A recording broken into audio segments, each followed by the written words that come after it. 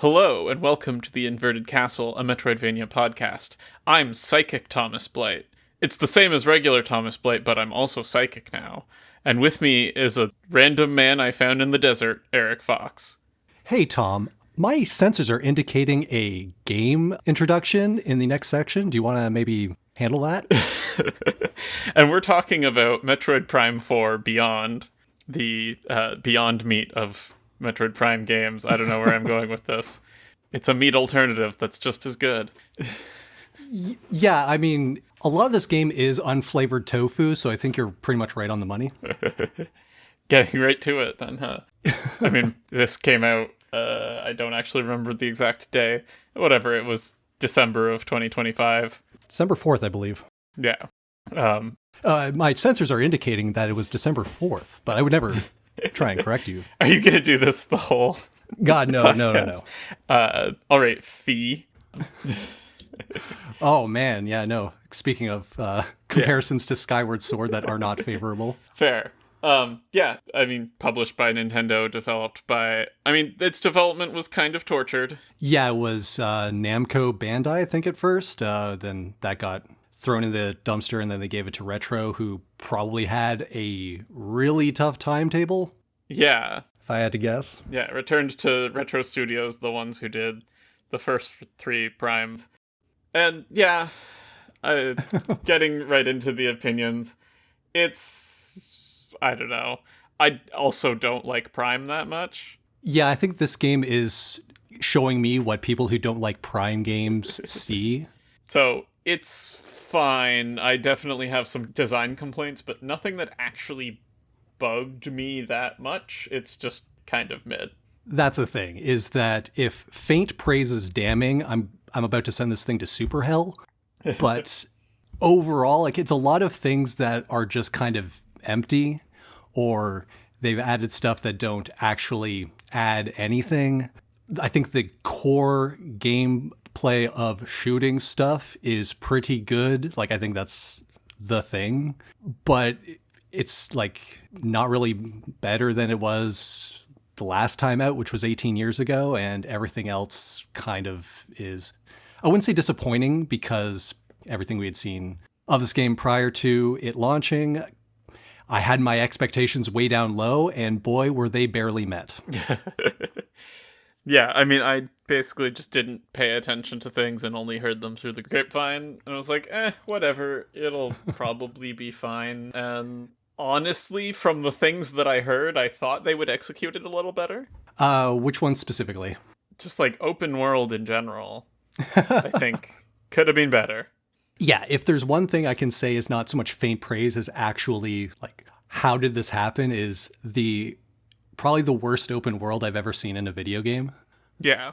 I assume that's just the easiest thing to cut, right? It's like, oh man, our original production schedule had so many things we were supposed to put in this open world, but like the original team never delivered on them, and we gotta get this out the door. Just cut a bunch of it, right? Yeah, I can see why they wouldn't, for a couple of reasons. For one, without the open world, it is incredibly obvious just how much of this game is just a series of hallways. None of the zones are interconnected the way they were in like Prime 1 and 2, and to a much lesser extent 3. 3 actually has a very similar design structure, which is one of its flaws.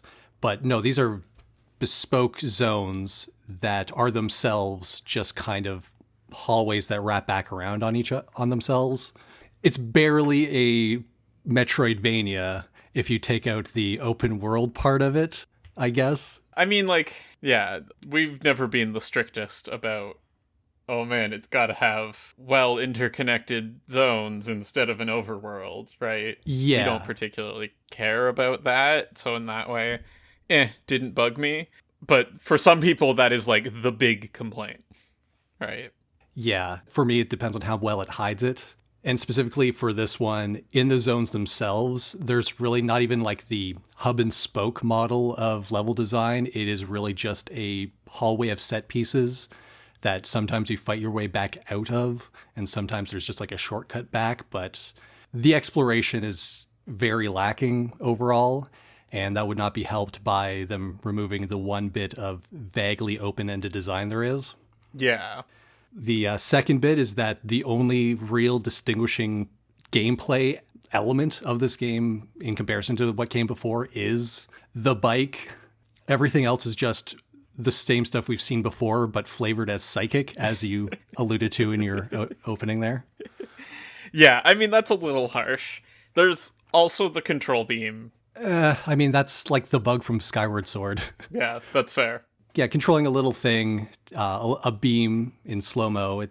I think how they implemented it was decent for when it comes into play, but outside of that one, you've got your space jump, you've got your boost ball, except it's a psychic boost ball, psychic boots, psychic spider ball.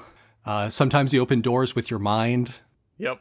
You can also make bombs and power bombs into motes and then chuck them with telekinesis. A thing that I kept forgetting about with power bombs and probably should have used offensively. Actually, yeah, I completely forgot that probably would have been a thing to do. I don't think I was struggling with combat to try it. I do know that every time you needed to use it to solve a puzzle, don't worry, your HUD would flash open the tutorial on how to do that again anytime you needed to use it.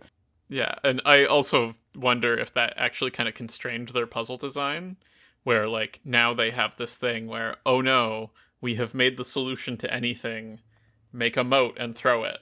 Yep. And now we actually just can't put a bomb slot somewhere high or something like that you have to get to.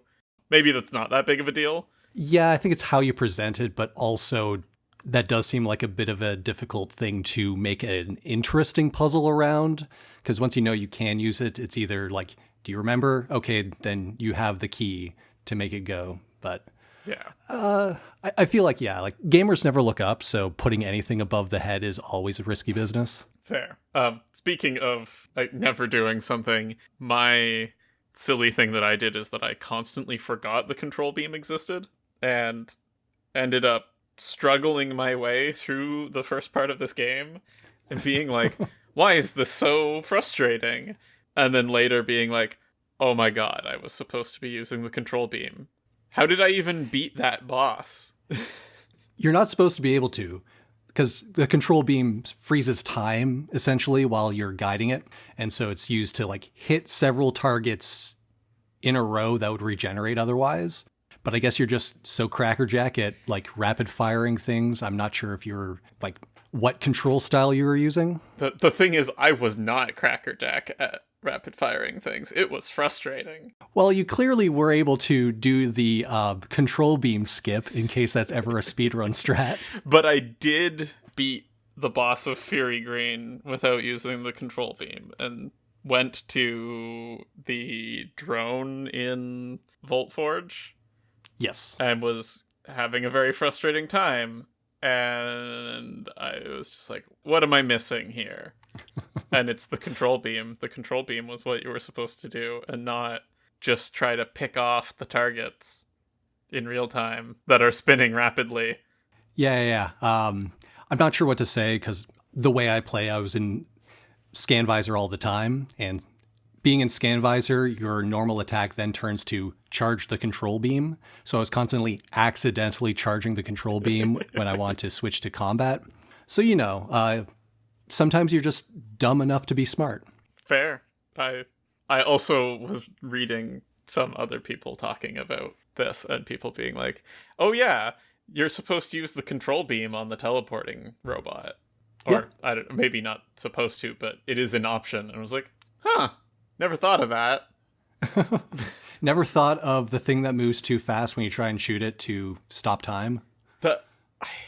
Somehow, things going too fast never meant I should use the control beam. I actually think of the control beam as a very slow thing. Yeah, I guess my mind latched onto time is frozen while you're using it, and then I'm instantly like, okay, that will be useful. Yeah. Yeah, I don't know. I think that was communicated fine. Control beam, 11 out of 10, best new addition to Metroid Prime 4. But then once I did start using it, I felt like control beam was the answer to everything, which was also frustrating in its own way. It is slow to use, because it's not like it does a lot of damage. It really just kind of stuns things outside of the bespoke puzzle boss design. Yeah. Like, I don't think I was using it all that much. It was really just countering things that I found annoying otherwise, like teleporting or the bosses it was designed for. I can't imagine doing the first boss. Dear God. Yeah, well, whoops, I did it. But, like, I don't know, the final boss, Yeah? I felt like Control Beam was the answer many times. Yeah. Like, there's one where it's definitely just like when you scan him, it says, use the control beam. It does a fun little thing where it tries to, like, yank the control of the control beam away from you, but you just have to, stick to your guns, as it were. But I think overall boss design is pretty good, like like the series standard.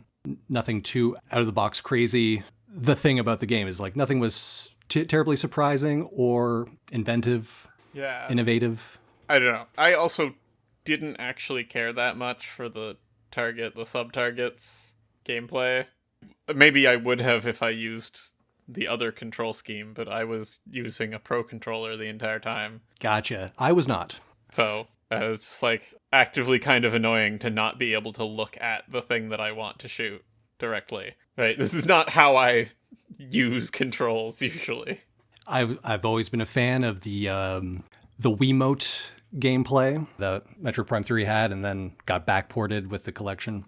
So I used the pointer controls the entire way and had a pretty good time. Like, I think the gyro controls worked really well. I tried to use the mouse thing briefly, but the weird design of the Joy-Con makes it, like, kind of a bit too top-heavy and wobbly, especially when the main fire button is at the top as well. Just a bit too awkward, whereas I'm an old man, letting my wrists kind of just, like, set in my lap, and it's all, like, relative motion rather than having to point at my monitor.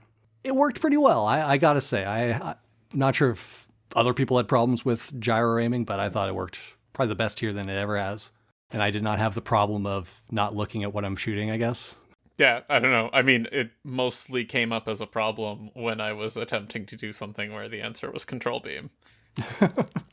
So, really... Again, this game does not need your help or hindrance, I guess, in this case.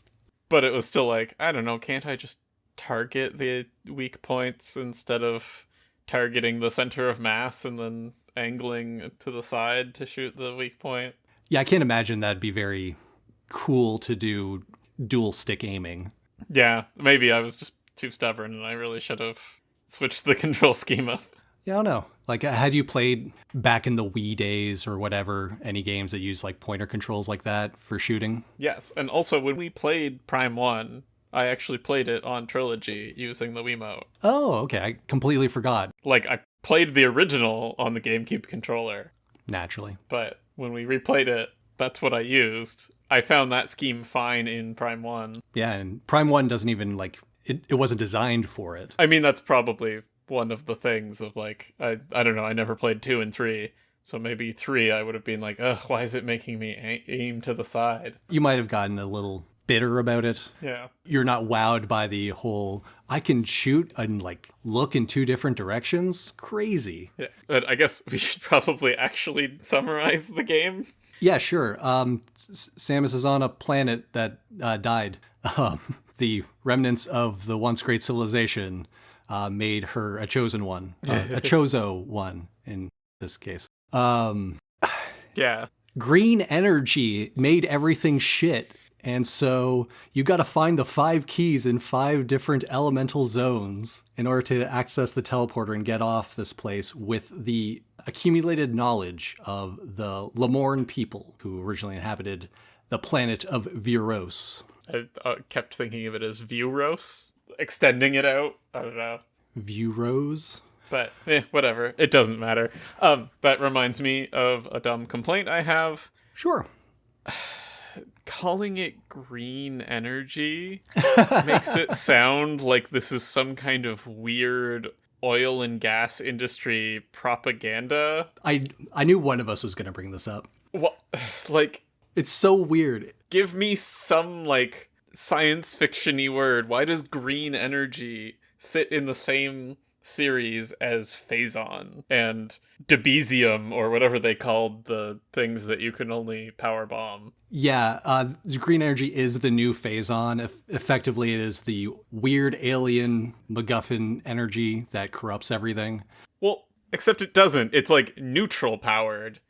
And we should also talk about that, because you're collecting the green energy to shove into the altar to get the memory fruit. Yeah. And it's like, is this supposed to be sinister? Because it's kind of sinister to me. Right? They don't really, yeah. It's just like, okay, yeah, green energy. It turned all of our people into like half the enemy list in the video game. Yeah. But also, we need to feed it to our great tree in order to power up its memory seed. It's weird. Yeah. I don't know. I think it's supposed to be interpreted as neutral, but like, I don't know. Come on, just give me a little something on that. Call it Midorium. Call it, I don't know. Now, are we sure that it's actually not intentionally an anti-environmentalist message? Because this whole series has had a history of destroying planets, going and directly and intentionally rendering some species extinct. Like, I don't think saving 2 monkeys one time makes her not a Captain Planet villain.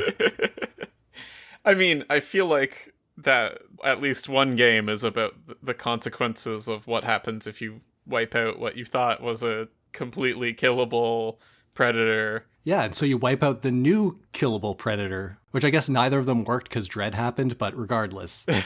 Yeah. I'm pretty sure we blew up that space station, which was itself an ecological preservation series of biomes. That's fair. It was a nature preserve, wasn't it? Man, It was. is Samus the bad guy? See, Prime 4 and its green energy thing is just really, like, it understands the lore better than we do. God. Yeah, I don't know. So yeah, you're on this planet, you're collecting green energy from crystals, which appears to just be an excuse to make me do burnouts in the desert, which, like, fine. The biggest annoyance about that is that the smallest crystals are so small that I would miss that I hadn't broken them until you get the radar later in the game. Which you also can only unlock by getting a lot of green energy crystals. Yeah. And I think outside of 1 or 2 little, like, batches, all of the green energy crystals are just out in the desert. Yeah. There's a batch in every shrine, isn't there? And some in Fury Green. They introduce it in Fury Green, but then outside of that, I think it's shrines and the open desert. Yeah. Can we just get the desert thing out of the way now? Sure. Let's talk about the desert. Like, it is an empty plate full of parsley in that there's basically nothing here, but there's some green there for garnish. Yeah. And, like, I don't know. The design of this is just not great. Like, one of my biggest problems with it, and maybe this is just a me thing, is, like, the moment you give me an open world, I would like to be able to do something in it. So, like, and actually, Tears of the Kingdom had a funny similar problem in that when you get to the open world, you still don't have the paraglider. Right, yeah. I wanted to just go and do some shrines at the beginning of that game and just couldn't actually do them because they assumed that you could break your own fall. This one, slightly different. It's just you need the elemental beams to do anything. Yeah, you can explore if you want, but you'll run into shrines that need the elemental beam thing, or Galactic Federation, little, like, parts of, I don't know, their fortress or something. Yeah. Which also requires further upgrades like psychic missiles or psychic grapple. The gluten-free base stuff that you basically can't interact with until you're done the rest of the game, which also kind of annoyed me. Oh, yeah. It's just not a good open world design. No, because the things we've listed, the shrines, the caches, and a bunch of green crystals everywhere. That's the sum total of the things that are there to do in the giant desert. There's also enemies that appear to harass you, but are, like, basically pointless. Yeah, that's the thing. Is like they're there to harass you. They're not really fun to fight. There are a grand total of 3 types. Technically, there's the Grievers there as well, but they're not really the bike enemies. Basically, it's a big wheel, a flying drone, and a bunch of birds. And they'll occasionally just show up and, like, paint targets and spray away. And I don't know. It does not excite me. Like you were mentioning Tears of the Kingdom, and that is so many Zelda games deep in terms of open world design. Like, I mean, two, or unless you would interpret like the general overworld as open world, which I guess you can. that's the thing. Like, I'm thinking of the Great Bay in Wind Waker is leagues beyond this one because, one, aesthetically, an ocean is cooler than a desert. Two, there are at the very least more islands and enemies. It's still like a lot of sailing where you're doing nothing, but it's still better. Hell, like I think Skyward Sword and its Sky, which was also just a vehicle to bespoke disconnected parts of the actual game. I don't know, it had a mini game thing you could fly to. It had a separate settlement. I remember that being pretty empty feeling as well. Yeah, this game is making me think that Skyward Sword weren't that bad. That's also the game with Fee, which I think in this game has a somewhat equivalent. He's not as bad. Miles McKenzie, the first guy you rescue, there are others, but he ends up performing the gameplay function of telling you where to go. Yeah. And so instantly he's got an uphill battle to climb in terms of whether or not I like him.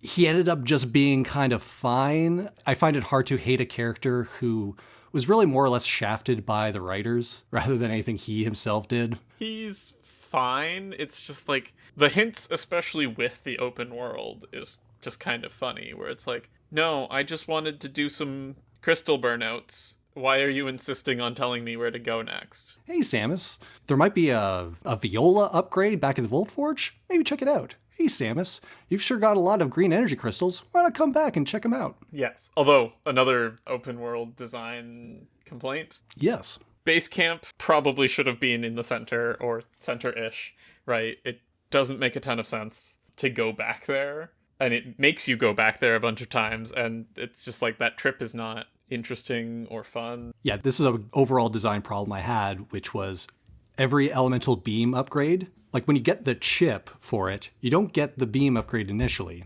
You gotta haul your ass back to the first level. It's like 3-4 loading zones to just give the chip to Miles, who will then activate and give it to you, and then you gotta leave back the way you came. So it's like, go back into the open world, go to Fury Green, take the little like cannon thing in Fury Green, that's another loading zone. You gotta do this every time you get the new major upgrade to get to the next major zone. Yeah. And it just kills the momentum so bad. I just wish you got the beam upgrade when you found the chip, but they gotta give Miles something to do. I don't understand why they did that. I guess they just felt the need for you to go back, trying to create a relationship with the character, but They wanted you to care about these guys so bad. yeah. The most I could say is that I didn't mind them too much when they were around. I thought it was kind of funny when the fangirls started saying like, oh, she's gonna do the boost ball. Like it's your signature like wrestling move. Yeah, I liked the fangirl at the moment where she just like hugs Samus out of nowhere and everyone's like, well, that was weird. Well, that was very awkward. Yeah. Yeah. It's the most amount of personality any of them get, so we're marking on a curve here. Oh, you didn't like the intimate talks with Tokabi? No, I didn't much care for, I don't know.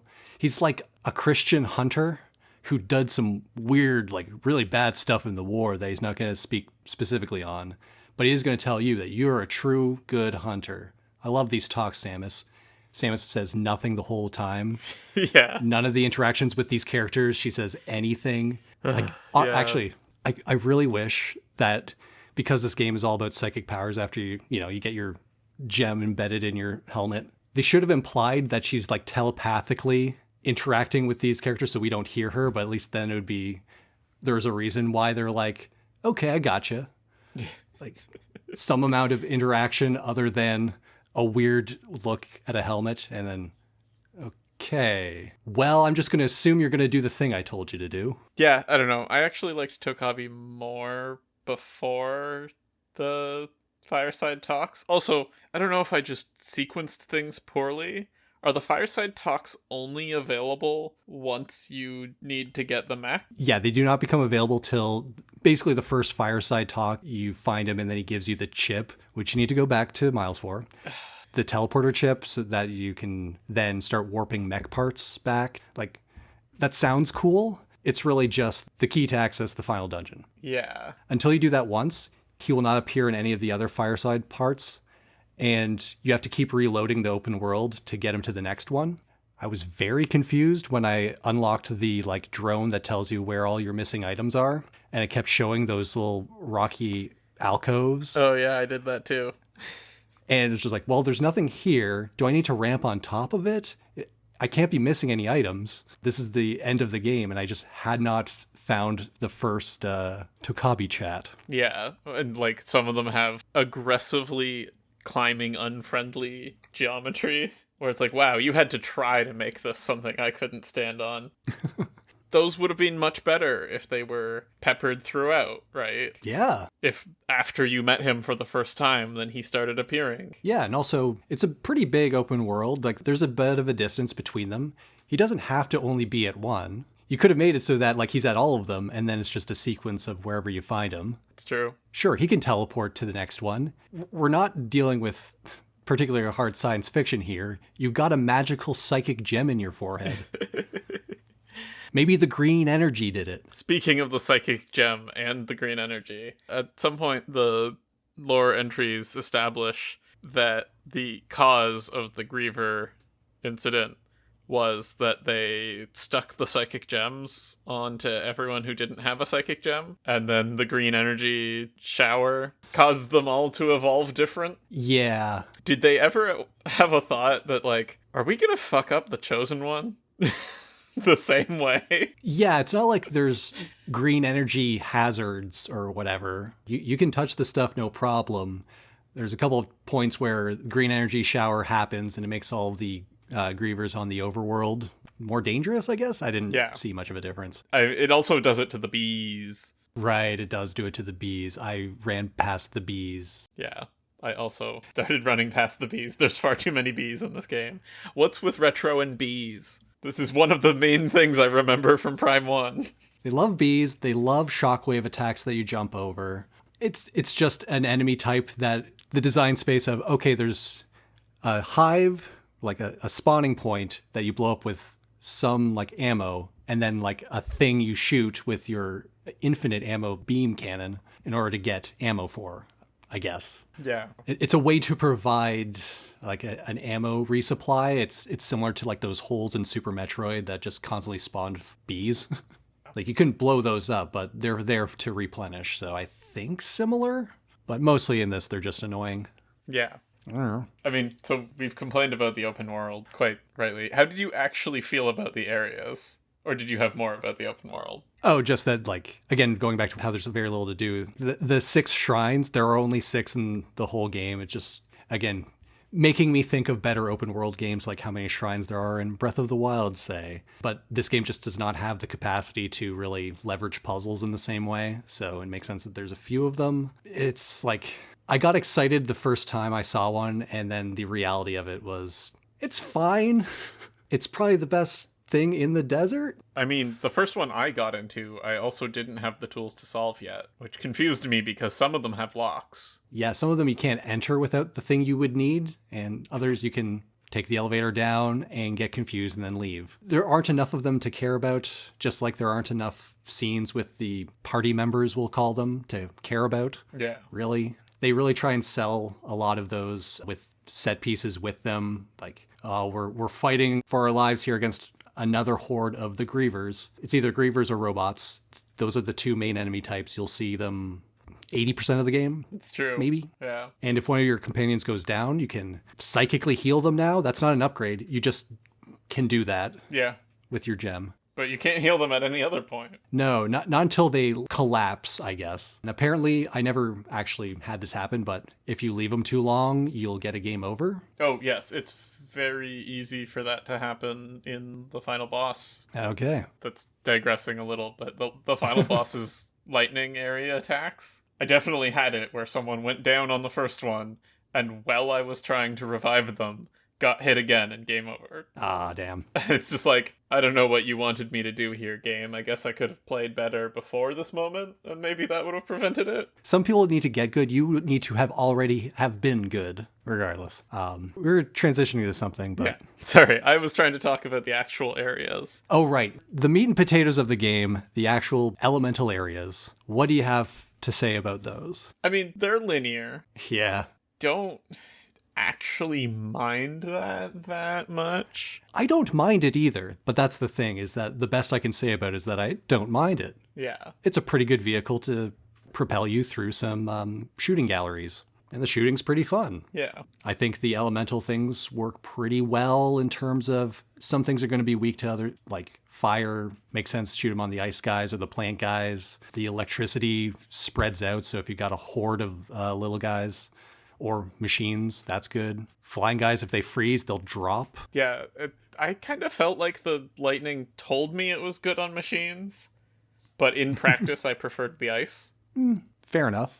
I used the electricity myself a lot, but... And then on, like, the electricity I preferred on Grievers. I was like, this is backwards. Yes, Grievers tended to cluster. I don't know. Yeah, I don't know. I don't think it did enough extra damage to really matter beyond its secondary effects of spread, fire, like, burns over time, freezes. You can keep an enemy out of your hair for a while. But yeah, in terms of the actual levels, getting to Volt Forge was pretty disappointing for me. It's the series of 3 towers, and the first 2 towers follow the exact same pattern of going down floor after floor after floor of things that are deactivated, turning everything on, then going backwards out through the now activated floors. Yeah. They do that trick twice in a row, which felt weird. Like, I think the actual stuff you were doing, pretty good, like going through the motorcycle factory and having some light puzzle solving there. Pretty good, but its overall design, I was just like, oh, I'm tired of scanning things that just say offline and then coming back out and scanning the same things and having them just say online. And, like, not actually getting any more interesting lore on the way up because everything has conveniently been disabled. Yeah, this game is really light on lore. There are remarkably few logbook entries, and basically all of them are in the ice zone. Yeah. I kind of liked the flavoring of your scan now having a psychic bent, and that's how you're getting a lot of this information. When you first reach the planet, you just can't identify anything, and then once you get the psychic gem, everything in that tower suddenly you've got some info on. Yeah. But ultimately, that's just a flavoring. In practice, so much of this game is just empty flavor. Like, it's flavorless. It's not even vanilla. I'm honestly surprised that they did the psychic scan visor and didn't have us, like, mind read. Yeah. Like, you can scan Miles and he'll just say, did you scan me now? But it's really just the Galactic Federation database entry on him. that he wrote, I guess. Maybe. But yeah, I feel like there was a potential, which maybe wouldn't work very well because it's Metroid, to have intelligent antagonists where scanning could represent actually learning from them, right? Like, you're not just reading space pirate logbooks, you're actually lifting information off of their minds or something like that, right? That could be interesting. Sure, if they did anything with the actual main antagonist of this game, who we've not mentioned because why would we? It's a guy from apparently Metroid Prime Hunters, the DS game. Oh, I thought he showed up in 3. He is implied to have some shenanigans going on in the secret ending of 3, apparently. I didn't remember. But yeah, the dude's name is Silex. He is a hunter. The only Metroids that exist in this game occur in the one cutscene with him. And then outside of that, it's just part of the logbook entry of the bosses saying that through Metroid, like, mind control things, Silex made this thing evil. Yeah. No actual Metroids appear in this game. No Phazon. Technically, Silex barely appears either. Like, you'll fight him in a couple of mini-boss arenas, but it turns out it's just a robot that looked like him. Yeah, and, like, no explanation is ever really rendered for that. Is he hacking the robots? Like, he's been recovering in a pod in the central tower, and that's where the robots are coming from, so it's assumed that he's the one doing this, as well as the one who made all the Guardians of the Keys evil. I guess. They all have backstories where they were nicer and worked together with the Lemorn, but now they're bosses. Yeah, I don't know. Give me a little more here. Is this little Morn testing me by showing me what they think my greatest enemy is? Is this Silex doing this to be like, haha, I figured out I could make holograms that look like me. Sweet. And the thing is, if these fights weren't against robots, but like against him, and then he just like escaped or whatever, the whole mind reading thing you're bringing up could have been like expanding on his lore and like why he's doing the things he's doing, maybe what he's doing next. That'll give you like guidance to the next area. Yeah. But no, instead, his entire backstory is relegated to 100% scans, 100% items. Neat little cutscene where it turns out he was always kind of an asshole. He wanted to steal a big weapon from the space pirates instead of blowing it up like his superiors commanded. And then he blames Samus for blowing it up after he gets his platoon killed. Yeah, I don't know. I don't know. It does not inspire me. I'm not like, oh man, Silex, our great rival. He's no Ridley. And Ridley is just a big dragon. That's fair. And has way more pathos. Yeah, I don't know. I don't understand why they made the decisions they did for that. It's like, okay, great, I've been fighting a hologram of him, a guy I know next to nothing about. Yeah, like the story stuff that exists is perfunctory. The open world is perfunctory. All the interactions with the side characters, just air. Everything they've added somehow accumulates to 0, and, well, I guess the shooting's pretty good. Yeah. It's disappointing, is what I'll say. Yeah. I expected nothing, and I know I said it barely met my expectations, but if I'm being real, like having talked through it a bit more here, I think I had some lingering resentment. I don't know. Like, it's just a video game.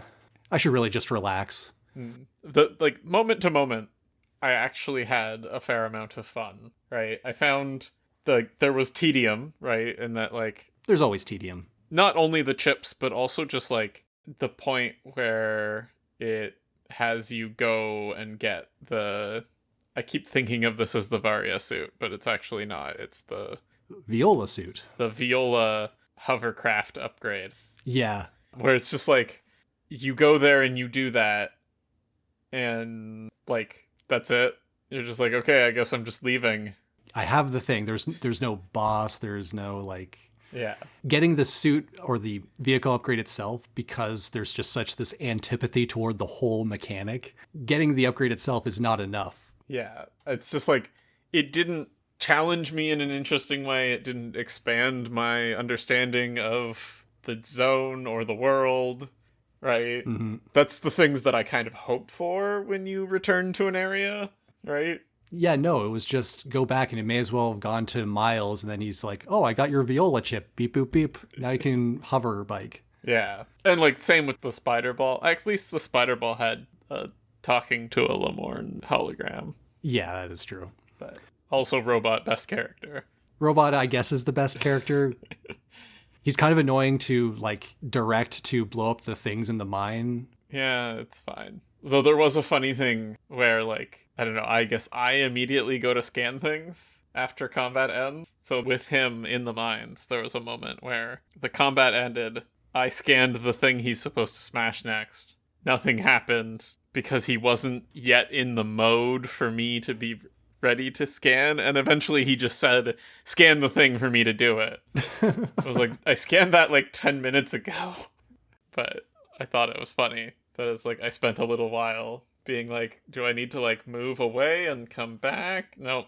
He wasn't ready the first time I scanned it. Yeah, you're still in combat mode. You had not switched to drill mode or however that was presented. But it is hilarious that Samus manages to look super robotic next to an actual robot. Yeah, it was weird. Also, another thing I just got reminded about, at home base, occasionally there's like banter between your party members. Yeah. One of which was the robot just casually mentioning that his memory core is going to be wiped out when he gets back home, and then the high-ranking sergeant or whatever is just like, oh man, that sucks. I'm going to suggest that they don't do that when I get back. And I'm like, oh, I guess that's world building. I didn't get that one, I guess. Yeah, I think it's like a random assortment of little interactions every time you come in. Also, every time you walk in there, it's like, hey, Samus, bye, Samus, as you're leaving. I don't know. They just always told Miles to take a break when I was going in there. He's the only one who does any work actually at home base. I don't know. The loading was just too long to visit that frequently. Yeah. And it's too deep in the zone. Also, yeah, you're on the Switch 1 version. Yes. So I assume loading was a bit worse. Probably. It was fairly significant. Where it's just like, okay, I shot myself out of this cannon. Time to play on my phone for a little bit. Oh, yeah. That's rough, buddy. Yeah. Like, I thought it was bad, and I wouldn't have time to play on my phone, but between that, the motorcycle, I think it's weird that when it was structured in that, like, tutorial track, it felt the most like a video game, and once I was out in the open world, it was, like, just immediately lost all value. I think there should have been some racing challenges. Yeah, there's the one trick jump for a missile expansion. In the whole desert, there's one big jump to get a missile expansion, and I think one kind of jump to get to a bunch of green energy crystals. There's a couple other jumps. I think there's one to get to one of the boosts. Also, starting it at only one boost, and the model of boosting they did, I think, was a little frustrating, but... Yeah, but I think now we're getting pretty deep in the weeds. Is there anything else of note, do you think? Or can we just kind of wrap things up here on a bit of a... Do you want to talk about the ending? Oh, well, do you care about the characters who sacrificed their lives for the great Samus? Honestly, I kind of did. I was like, oh, okay, we're doing this. I didn't think Samus was that cold, right? Because, I guess they're not animals. So she's okay with them throwing their lives away for her. Yeah, basically the setup is you kind of defeated the final boss, but his last desperation attempt, he's destroying the teleporter to get out of this planet, potentially shifted dimension. And apparently with your psychic gem, you're the only one who can operate the teleporter. So everyone else kind of bands together to stop Sylux so you can escape. I don't know. That entire thing just feels kind of dumb as shit. It requires Samus to hold the idiot ball and not... I guess he falls away, and she's just like, well, he's dead, right? And not double tap, right? We just beat the boss, and, well, I guess we didn't, so take that away from us. And then Samus not actually, being a hero in this moment, and instead being like, thanks, guys, peace. Why did they write it in a way that makes Samus look like an asshole? Yeah. She's forced into the role, but still... It didn't feel great, and it's not like it was set up oh, she'll come back for them or something. Yeah. Dino Crisis style. I don't know. Which, they could have done, but she's just oh, she's planted the tree, and it seems like she's moving on. It's oh, grim, okay. She got a symbol from Takabi, which is essentially just a little crucifix, but spacey. She leaves that on the tree as honoring the sacrifices of her comrades.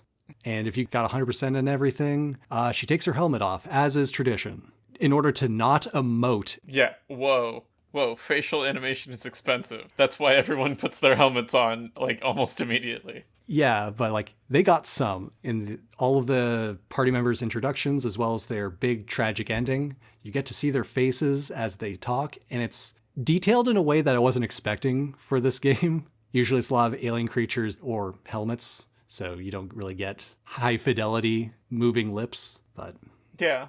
One last thing, I think the game looks really good. I think the art department for the zones, which are not terribly inspired, fire, ice, lightning, they can still make a pretty cool tunnel. They can still make a pretty cool flora and fauna boss. Yeah. I think credits where credit's due.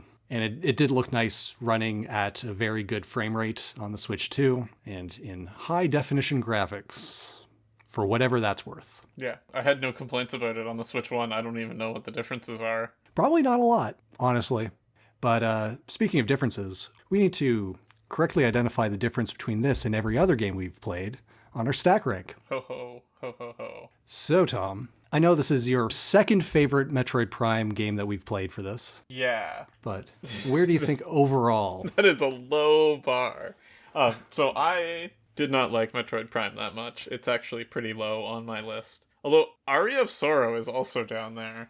Wasn't feeling that one, apparently. Yeah, I know. I am the nostalgic person who rates those games far higher than they deserve, but regardless. Fair. So I'm debating whether I want to go into the weird old jank section of my list. Yeah, currently where you've got your cursor is below Legacy of the Wizard, Yeah. the NES game. I don't think it deserves that. Like, I can see the argument that Legacy of the Wizard is a more interesting game overall, but it's a hard play. Yeah, I think I'm going to put it under some new 41 under Castlevania Order of Ecclesia. Yep. But above Legacy of the Wizard. It's a weird comparison because, like, there's nothing really wrong with the moment-to-moment gameplay other than there's some tedium. Sure.